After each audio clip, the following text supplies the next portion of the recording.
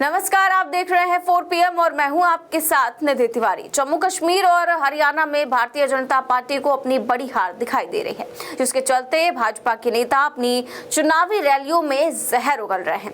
हार के डर से बीजेपी नेताओं में खलबली मची हुई है और नफरती बयानबाजी करने से बाज नहीं आ रहे हैं, जिसके चलते मोदी जी ने हेमंत बिस्व शर्मा और यूपी के सीएम योगी आदित्यनाथ को हिंदू मुसलमान करने के लिए चुनावी मैदान में उतार दिया है और ये दोनों सीएम राज्य में हिंदू मुसलमान करने में जुट गए हैं। इसी कड़ी में असम के मुख्यमंत्री हेमंत बिस्व शर्मा का एक बयान सामने आया है, जिसमें वो किसी धर्म विशेष को लेकर क्या टिप्पणी कर रहे हैं, आप भी सुनिए। राम मंदिर निर्माण हुआ, ये देश में भी जो छोटे मोटे अभी भी बाबर घूम रहा है, सबको धक्का दे दे के हमें ये देश से निकालना है। सबको धक्का दे दे के हमें ये देश से निकालना है।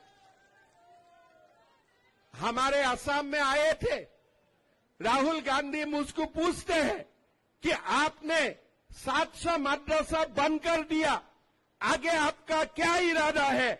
मैं राहुल गांधी को बोला कि अभी तो 600 बंद किया हूं, आगे जाके सबको बंद कर देने का इरादा है। यही हमारा इरादा है और कुछ इरादा नहीं है। हमें देश में मदरसा शिक्षा नहीं चाहिए।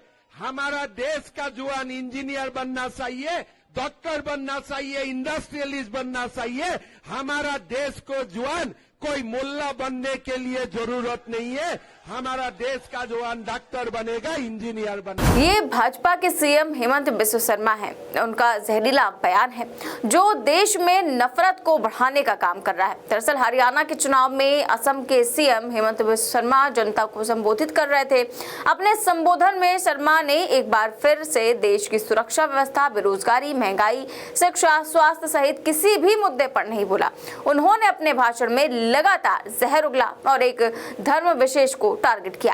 अब इस तरह की बयानबाजी को सुनकर अंदाजा लगाया जा सकता है कि मोदी जी और भाजपा के नेताओं की मानसिकता कैसी है और वो देश की जनता के बीच में कैसे जहर घोलने का काम कर रहे हैं। वैसे हमेशा से राहुल गांधी को टारगेट करने के चक्कर में भाजपा नेता खुद ही अपने बिछाए जाल में फंस जाते हैं और पार्टी के साथ साथ मोदी जी की भी खूब किरकिरी हो जाती है। बावजूद इसके भाजपा नेता अपनी आदतों से बाज नहीं आ रहे हैं और जहरीला भाषण दे रहे हैं। वैसे हरियाणा चुनाव को लेकर बीजेपी का स्टैंड साफ है कि किसी भी तरह से हरियाणा में हिंदू मुसलमान करो और इनका जनता का मूड डाइवर्ट करो, क्योंकि भाजपा को पता है कि हरियाणा में पार्टी की हालत बहुत पतली है। तमाम सर्वे भी सामने आ रहे हैं जिसमें भाजपा गर्त में जाती दिखाई दे रही है। लोकसभा चुनाव में मिली हार के बाद से भाजपा के सभी नेता पूरी तरह से बौखलाए हुए हैं और देश में जाति की राजनीति करने में जुट गए हैं, जिसको लेकर विपक्ष लगातार भाजपा और मोदी जी को आईना दिखाने का काम कर रहा है और लगातार भाजपा पर जाति देखकर कार्रवाई करने का भी आरोप लग रहा है। बावजूद इसके भाजपा में किसी भी प्रकार का कोई सुधार या परिवर्तन नजर नहीं आ रहा है और भाजपा नेताओं के बयान लगातार और ज्यादा जहरीले होते जा रहे हैं। भाजपा नेताओं का मकसद साफ है कि जनता को डराओ, धमकाओ और चुनाव जिताओ। बाकी इनको देश और देश की जनता से ज्यादा कुछ लेना देना है नहीं। इसी कड़ी में योगी आदित्यनाथ को सुनिए। राम मंदिर बन जाने के बाद भी बाबरी मस्जिद को याद कर रहे हैं, क्योंकि इनके पास अब वोट मांगने के लिए कोई मुद्दा ही नहीं बचा। बहनों और भाइयों, आज कांग्रेस का ढांचा वैसे ही जर्जर हो चुका है जैसे अयोध्या में बाबरी ढांचा था।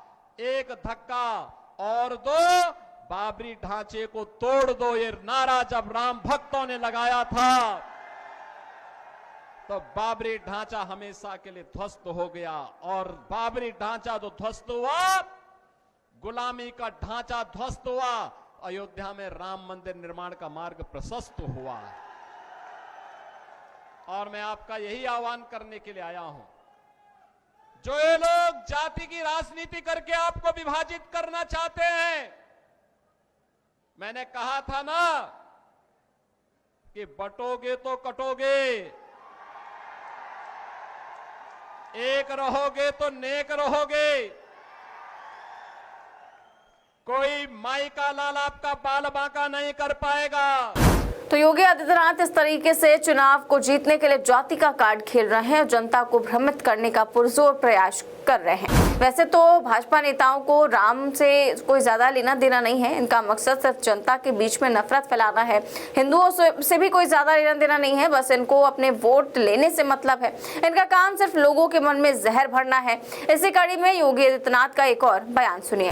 याद करिए, एक तरफ भारत 80 करोड़ लोगों को फ्री में राशन दे रहा है और दूसरी तरफ पाकिस्तान है भीख का कटोरा लेकर के दुनिया के अंदर भीख मांगने के लिए मजबूर है। अरे तो देश का सौभाग्य है, मोदी जी जैसा प्रधानमंत्री मिल गया।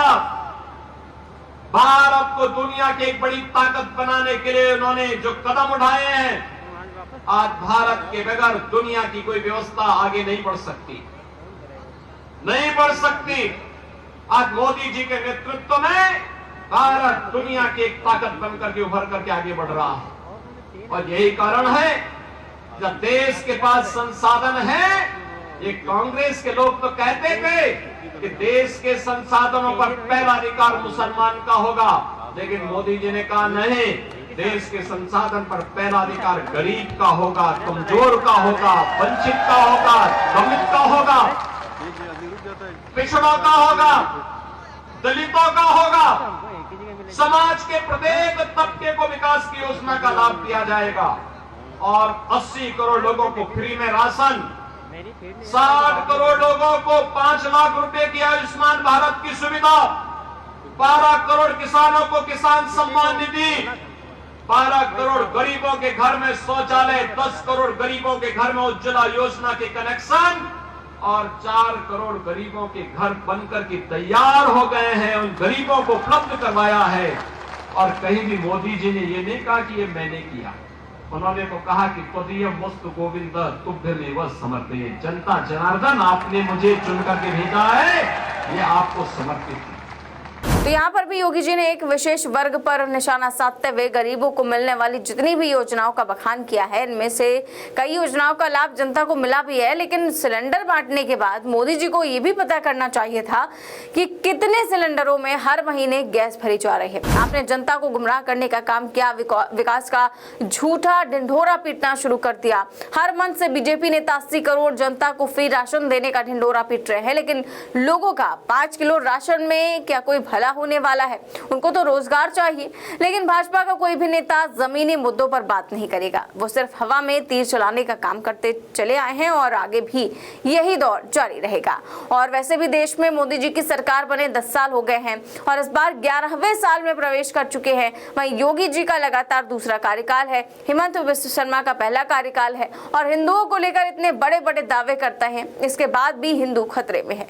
लेकिन मैं आपको बता दूं कि देश का कोई भी हिंदू खतरे में नहीं है। खतरे में है भारतीय जनता पार्टी, जो जनता को भ्रमित करके सत्ता में बनी रहना चाह रही है। लेकिन अब ज्यादा वक्त नहीं, देश की जनता अब समझ चुकी है मोदी जी के जुमले का अब कोई भी असर जनता पर होने नहीं वाला, जिससे भाजपा के बड़े बड़े नेता परेशान होकर जहर उगल रहे हैं, क्योंकि दोनों चुनावी राज्यों में हार की तगड़ी बानगी दिखाई दे रही है। तो इस खबर में फिलहाल इतना ही। देश और दुनिया की तमाम बड़ी खबर जानने के लिए देखते रहिए 4 PM न्यूज नेटवर्क। नमस्कार।